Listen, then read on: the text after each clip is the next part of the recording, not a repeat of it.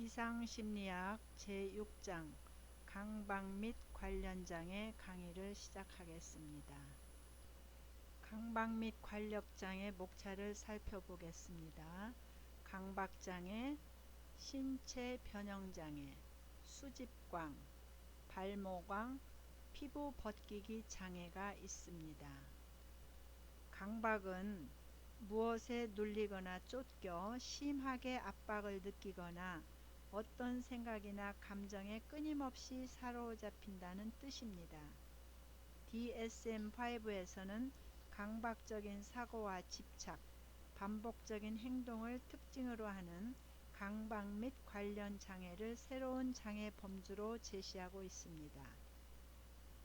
강박장애는 떨쳐버리고 싶은데도 자꾸만 의식 속에 침투해 들어오는 원치 않는 생각에 시달리고 이러한 생각을 떨쳐버리기 위해 반복적으로 어떤 행동을 해야만 하는 경우를 말합니다. DSM-4에서 강박장애는 불안장애의 하위 유형으로 분류되었습니다. 그러나 강박장애는 불안 자체보다 강박사고와 강박행동 및 신체에 대한 집착, 충동성, 반복된 행동과 같은 다른 영역의 증상들로 인한 어려움이 더 두드러지는 것으로 나타나며 이와 유사한 증상을 보이는 여러 장애가 발견되면서 DSM-5에서는 강박 및 관련 장애라는 명칭의 독립적인 장애의 범주를 제시하고 있습니다. 강박 및 관련 장애의 하위 유형으로는 강박장애, 신체 변형장애, 수집광, 발모광, 피부 벗기기 장애가 포함되고 있습니다. 신체적 외모결함에 대한 집착을 나타내는 신체 변형장애는 외모결함에 대한 걱정으로 반복적인 행동, 예를 들면 거울을 본다, 지나친 단장과 같은 정신활동을 나타낸다는 진단 기준이 추가되었고 DSM-4에서 충동조절장애로 분류되었던 발모광도 머리카락을 뽑는 반복 행동 때문에 강박 및 관련 장애의 하위 유형으로 포함되었습니다. 언젠가 필요할지 모른다는 생각으로 물건을 버리지 못하고 생활 공간을 위협할 정도로 물건을 쌓아두는 수집광, 반복적으로 피부를 긁거나 뜯음으로써 피부를 손상시키는 행동을 하는 피부 벗기기 장애가 새로운 진단으로 추가되었습니다. 강박장애의 임상적 특징과 강박장애의 진단 기준인 DSM-5에 대해서 알아보겠습니다. 강박사고, 강박행동의 두 증상이 공존하는데요. 강박사고는 1과 2로 정의된다는 것이 DSM-5의 진단 기준입니다. 1은 반복적이고 지속적인 사고, 충동 또는 심상으로서 이러한 증상은 장애가 경과하는 도중 어느 시점에서 침투적이고 부적절한 것이라고 경험되며 개인에게 현저한 불안과 고통을 초래한다. 2.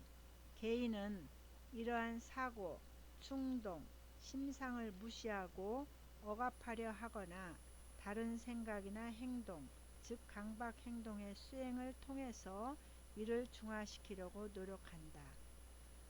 강박 행동은 다음의 1과 2로 정의되고 있습니다. 1. 반복 행동. 예를 들면 손 씻기, 정돈하기, 확인하기 또는 정신활동. 예를 들면 기도하기, 숫자 세기, 마음속으로 단어 반복하기 등으로서 이러한 증상은 개인의 강박적 사고에 대한 반응으로 또는 엄격하게 적용되어야 하는 원칙에 따라 수행해야 한다는 압박감을 동반한다. 3. 강박적 행동이나 정신적 활동은 불안과 고통을 예방하거나 감소시키고 두려운 사건이나 상황을 방지하거나 완화하려는 것이다. 그러나 이러한 행동이나 정신적 활동이 완화하거나 방지하려는 것과 현실적인 방식으로 연결되어 있지 않으며 명백하게 지나친 것이다. 두 번째로 강박사고나 강박행동이 많은 시간, 하루에 1시간 이상을 소모하게 하거나 사회적, 직업적 또는 다른 중요한 기능 영역에서 임상적으로 심각한 고통이나 손상을 초래한다. C. 강박 증상은 물질이나 일반적인 의학적 상태의 생리적 효과로 인한 것이 아니다. 이 장애는 다른 정신장애 증상에 의해서 더 잘 설명되지 않는다. 강박 및 관련 장애에 대한 영상을 발췌해 보았습니다. 한번 보시겠습니다. 해봅시다. 지난 시간 말씀드렸다시피 강박장애는 DSM-4에서는 불안장애에 속했었는데 이렇게 DSM-5에서 따로 범주화되어서 나왔다고 말씀을 드렸었죠. 총 5개로 세부 분류가 되고요. 종류로는 강박장애, 신체 변형 장애, 피부 벗기기 장애입니다. 저는 시험 암기용으로 줄여서 강, 신변, 저장, 모피 이렇게 외웠었습니다. 한 번 더 강박 및 관련 장애 세부 분류로는 강, 신변, 저장, 모피가 되겠습니다. 자, 그럼 첫 번째 강박 장애부터 한번 들어가 봅시다. 강박 장애는 강박적 사고와 강박적 행동 중 하나 혹은 둘 다 하루에 1시간 이상 일상, 사회 이런 직업 기능에 지장을 초래하거나 고통을 유발할 때 진단이 가능합니다. 여기서 강박 사고는요, 반복적이고 지속적인 사고, 충동, 심상이 자신이 원치 않는데도 자신에게 이렇게 침투되는 형식으로 경험을 하는 것을 이야기합니다. 근데 이러한 사고나 충동, 심상을 무시하거나 억압하려고 다른 생각이나 행동, 이 행동이 강박 행동이 되겠죠. 이런 것들을 시도해서 중화시키려는 그런 특징이 나타납니다. 반면에 강박 행동은요, 강박 사고에 대한 반응으로 반복적인 행동이나 정신적 활동으로 엄격하게 적용되어야 하는 규칙에 따라서 어쩔 수 없이 행해야 하는 것으로 느끼면서 행동을 하는 거예요. 더 고통스러운 것은 자신이 비합리적이라는 것을 인식한다는 거죠. 물론 아동의 경우는 아닙니다. 그리고 사고, 행위, 융합의 특징도 나타납니다. 이 사고, 행위, 융합이라는 개념은요, 사고 자체에 많은 의미를 부여해서 생각과 행동 사이의 경계가 무너져서 생각을 곧 행동으로 인식하게 되는 일종의 사고의 오류라고 볼 수 있어요. 종류로는 도덕성 융합과 발생 가능성 융합이 있습니다. 강박 장애와 관련된 방어 기제도 있어요. 총 4가지 정도를 소개하겠습니다. 고립, 반동 형성, 대치, 취소가 있습니다. 쉽게 외우시려면 고반 대치라고 하면 되겠습니다. 자, 근데 헷갈릴 수 있는 부분이 있어요. 바로 강박 장애와 강박성 성격 장애의 차이점입니다. 강박 장애는 어떠한 한 가지 행위나 관념에 집착을 보이고 지속하는 양상이 있는 반면에 강박성 성격 장애는 어떠한 한 행위보다는 전체적인 삶에 있어서 대체적으로 완벽을 이렇게 지향을 하고요. 강박적인 관념을 가집니다. 또한 강박성 성격 장애의 경우에는 완벽함을 추구한다라는 목적을 가지는 반면에 강박 장애의 경우에는 불안을 감소시킨다는 그런 특정한 목적을 가진 그런 행위를 지속을 하게 됩니다. 가장 큰 차이점을 말씀드리자면 강박 장애는 자신의 의지와는 상관없이 강박 사고와 강박 행동이 반복적이고 지속적으로 나타나는 반면에 강박성 성격 장애는 일상생활 속에서 자신의 의지에 따라 행동하지만 생활 전반에 완벽, 세심, 집착, 인색한 행동 이런 것들을 나타냄으로 인해서 사회적인 부적응이 초래되는 경우를 말합니다. 강박 장애가 있는 사람이 강박성 성격 장애를 가지는 경우는 거의 없지만 반대로 강박성 성격 장애를 가진 사람이 강박 장애를 함께 나타내는 그런 경우는 많습니다. 이 강박 장애의 원인을 잠깐 보자면 가장 크게는 신경 생물학적 요인으로 뇌 호르몬의 불균형과 이상에 기인하는 부분이 많습니다. 그리고 그 외에 정신분석적 요인으로는 항문기 갈등이라고 이제 많이 설명됩니다. 그리고 인지적 요인으로 보자면 내적이거나 외적인 이런 유발 자극들의 침투적인 사고를 통해서 자동적 사고를 유발하거나 인지적 왜곡에 의해서 불쾌한 불안 반응이 발생됩니다. 그래서 이를 상쇄시키기 위한 강박 행동이 나타난다고 보았습니다. 강박 장애의 치료 같은 경우에는 주로 약물 치료와 인지 행동 혹은 행동 치료를 하게 됩니다. 행동 치료 중에 몇 개를 소개를 하자면 사고 중지법이라고 해서 강박 사고가 떠오를 때마다 예를 들면 그만! 이런 식으로 사고를 멈출 수 있는 목소리를 낸다든지 이런 장치를 마련을 하게 되는 겁니다. 반응 예방법 혹은 반응 방지법이라고 해서 강박 행동이나 이런 충동이 생길 경우에 곧바로 행동으로 옮기지 못하도록 하기 위해서 노출 치료를 사용하기도 합니다. 예를 들어 손 씻기 강박이 있을 경우에 손을 씻지 못하는 그런 상황에 노출시켜서 강박 행동을 하지 못하게 하는 거죠. 이 외에 이제 가족 치료도 겸하기도 합니다. 자, 다음으로 신체 변형 장애를 보도록 합시다. DSM-4에서는 신체화 장애 범주의 하위 분류로 속해져 있었는데 강박 장애 이 범주의 하위 분류로 이제 옮겨오게 되었습니다. 정상 외모를 가졌지만 스스로 기형적이라고 잘못 인식을 하는 건데요. 굉장히 주관적이죠. 그리고 이 사고에 대한 집착이라는 이 원치 않는 생각이 반복된다는 점과 확인 행동을 한다는 점에서 강박 장애와 공통점을 가집니다. 증상의 시작은 다른 사람이 신체 외모에 대해서 어떤 말을 하게 되면서 예를 들면 너 코가 왜 그래? 피부가 왜 그래? 이런 경우로 이제 촉발되는 경우가 많지만 정확한 원인은 아직 알려져 있지 않고요. 강박 장애와 공병률을 보인다는 점에서 두 장애 간의 어떤 유전적인 연관성을 추론하고 또 사회 문화적인 요인, 외모 중시 사회 이런 거 있죠. 이런 것들 혹은 이제 인지의 왜곡 문제 등으로 추론을 하고 있습니다. 이 신체 변형 장애의 치료는 노출 치료 혹은 노출 및 의례적 행동 반응 방지법. 이거 좀 전에 이제 강박 장애 치료 방법에서도 나왔죠. 이제 이렇게 하거나 이 외에 왜곡된 사고를 수정하거나 인지를 재구성하는 치료 혹은 지각 재훈련 이런 등등의 인지 행동 치료와 약물 치료를 함께 사용하기도 합니다. 자, 다음으로는 저장장애입니다. 가끔 TV에서 집안에 쓰레기를 쌓아두는 사람들 보신 적 있죠?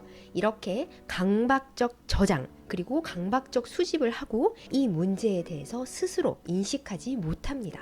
쓰레기 혹은 저장 물건에 이렇게 애착을 가지거나 자기 정체성을 투여할 만큼 버리지 못하거나 수집을 하는 거죠. 이 원인은 생물학적으로는 전두엽 앞부분의 부분적 손상으로 인해서 정보 처리 능력이 감소되었다고 보고 있고요. 정신분석적인 원인으로 보자면 항문기 고착된 성격이 어떤 이런 정서적인 애착을 강하게 느끼는 물건들로 전이된 현상으로 설명을 하기도 합니다. 환경적인 요인으로는 스트레스와 관련된 것으로 보았죠. 치료는 주로 인지 행동 치료를 합니다. 왜 물건을 저장하는지 이유를 이제 알게 하고 소유물들에 대한 어떤 가치를 평가합니다. 그리고 버릴 것과 보관할 것을 판별할 수 있는 그런 능력을 향상시키고 버리는 행동을 강화시키는 것이 이제 포함이 되죠.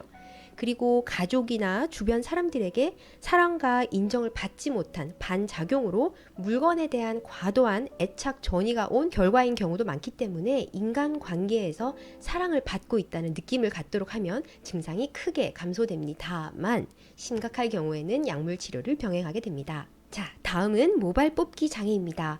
발모증 혹은 발모광이라고도 하는데요.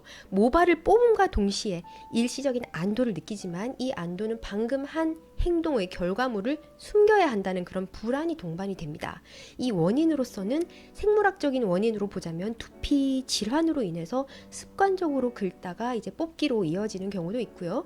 환경적으로는 스트레스와 관련이 되어 있습니다.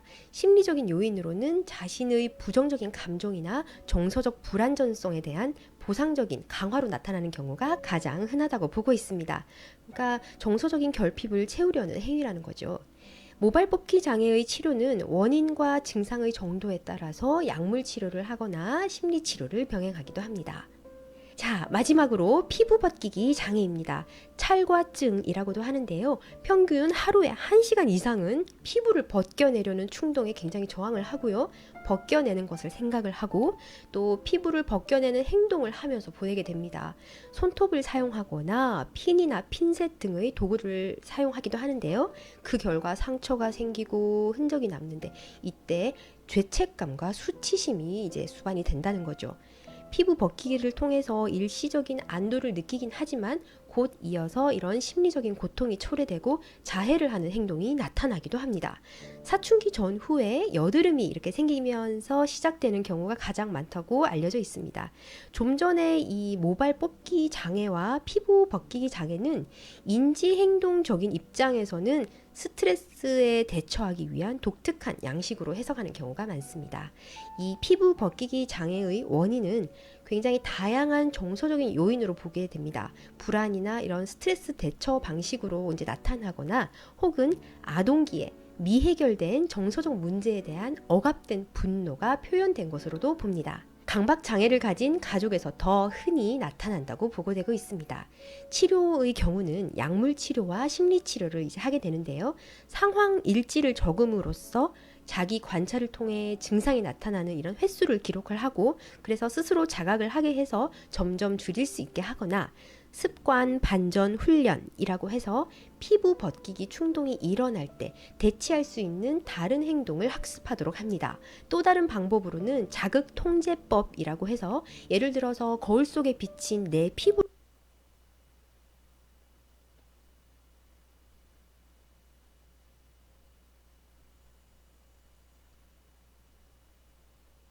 피부를 볼 때 더 피부 벗기기 충동이 일어난다면 자극의 원인이 되는 거울을 치워버리고 혼자 있을 때 만약에 충동이 일어난다면 혼자 있기를 피하는 방법을 사용하는 거죠.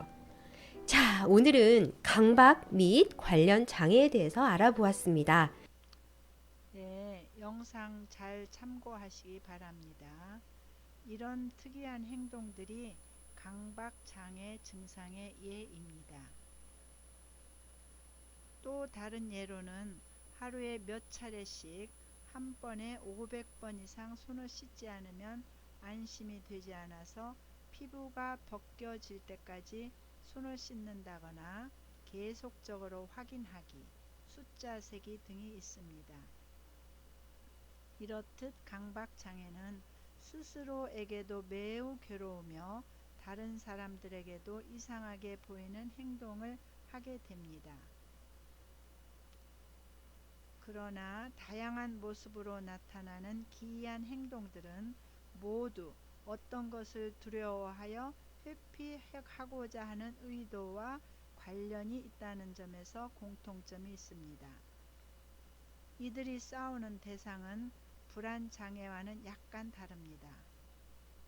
불안장애에서는 주로 외부의 사물이나 상황이 피하고자 하는 위협 대상이 됩니다.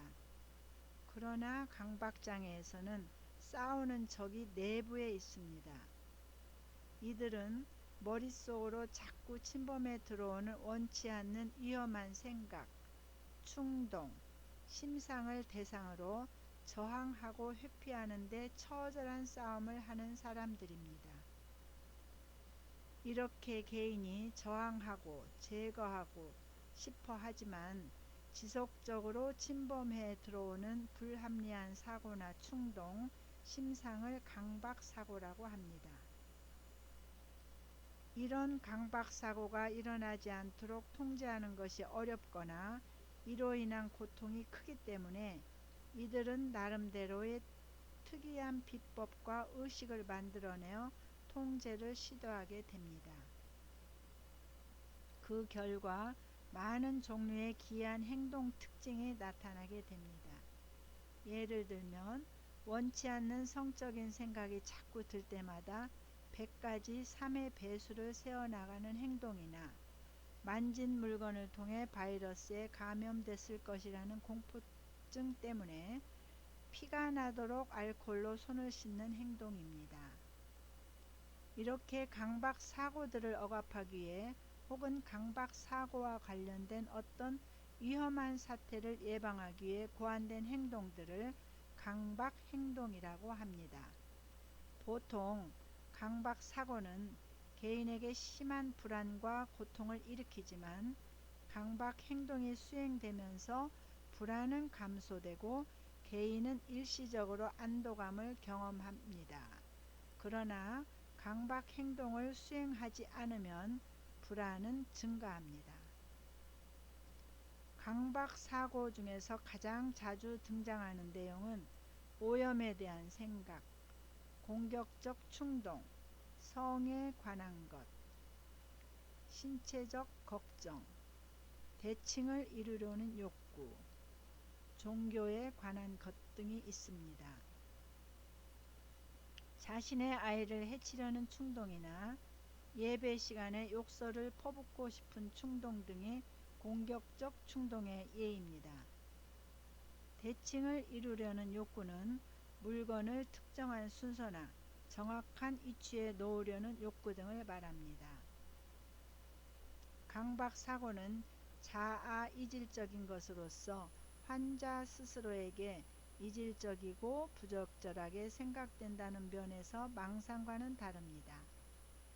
강박 사고는 결국 여러 강박 행동을 고안해내어 비효율적인 대처를 하게 되는 것입니다.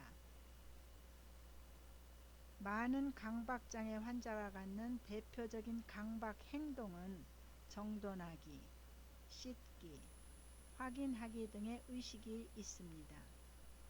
정돈하기 또는 씻기 의식은 오염을 유발할지 모르는 물건 혹은 상황과 접촉하기를 두려워하는 사람들이 발전시키는 경향이 있습니다. 이 의식을 통해 이들은 안도감을 느낍니다.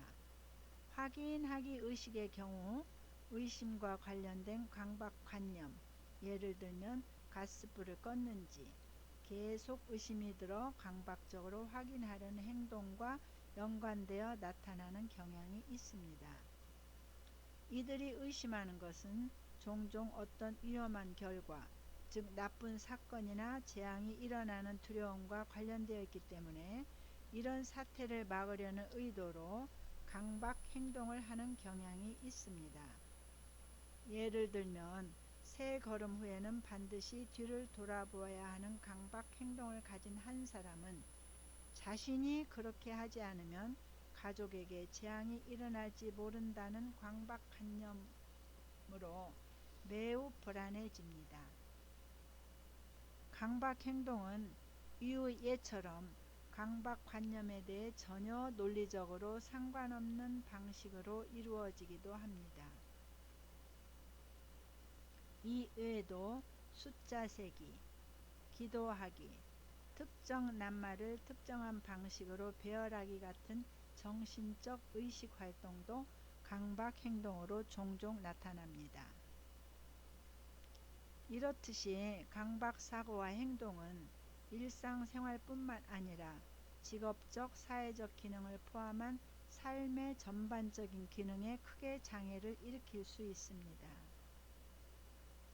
실제로 강박장애는 불안장애 중 가장 기능을 심하게 손상시키는 장애로 심리치료와 약물치료에 실패한 경우 고통이 견딜 수 없을 정도로 심각하여 결국 정신외과적 수술을 고려할 수밖에 없는 경우도 있습니다. 또한 강박장애를 가진 사람이 동시에 다른 정신과적 문제를 가진 경우도 흔합니다. 즉 이들에게 심한 정도의 범불안장애, 공황장애, 심한 회피행동, 주요 우울장애가 모두 같이 일어나는 경우도 적지 않습니다. 강박장애는 보통 청소년기나 초기 성인기에 시작되지만 아동기에 시작될 수도 있습니다. 발병 연령은 여성보다 남성에게서 더 빠른데 남성은 6세에서 15세 사이고 여성은 20세에서 29세 사이입니다. 평생 유병률은 2.5% 정도이며 1년 유병률은 1.5에서 2.1%로 보고되고 있습니다. 대부분의 경우 발병은 점진적으로 이루어지지만 급성적인 발병도 간혹 보고되고 있습니다. 대부분 만성적으로 좋아졌다 나빠졌다를 반복하며 스트레스와 연관되면 증상이 악화되기도 합니다. 약 15%는 직업적 사회적 기능에서 점진적으로 황폐화되고 있습니다. 원인에 대해서 살펴보고 인지적 관점 원인에 대해서 살펴보겠습니다. 강박장애가 다른 불안장애에서와 는 다르게 원치 않는 내적 사고, 즉 침투적 사고로 불안해하는 이유에 대해서 인지적 입장에서는 이들이 아동기의 경험에서 어떤 생각은 위험하고 받아들여질 수 없는 것이라는 것을 배웠기 때문이라고 가정합니다. 공포증 환자가 어린 시절 어떤 대상은 위험함으로 피해야 할 것이라는 잘못된 정보를 받아들인 것처럼 강박장애 환자는 어떤 생각은 아주 잘못된 것이기 때문에 이 생각을 하는 것 자체가 마치 그 행동을 하는 것과 마찬가지라는 잘못된 믿음을 갖게 되었을 수 있다고 보고 있습니다. 그 결과 보통 사람에게도 때때로 떠오를 수 있는 사고나 충동들에 대해 지나치게 걱정하고 두려워하게 됩니다. 그리고 이것을 억제하려고 노력하지만 그럴수록 이 생각들은 그들의 주의를 벗어나지 않게 되는 악순환이 일어납니다. 만약 불안에 대해 생물학적 심리적 취약성을 가지고 있으면서 어떤 생각은 금지하고 억제해야만 한다는 불합리한 믿음을 갖게 된다면 이 사람은 강박장애를 발전시킬 위험이 높다고 볼 수 있습니다.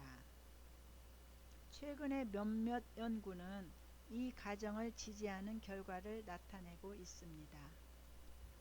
다음 시간에는 강박 및 관련 장애의 원인으로 정신분석적 관점에 대해서 살펴보기로 하겠습니다.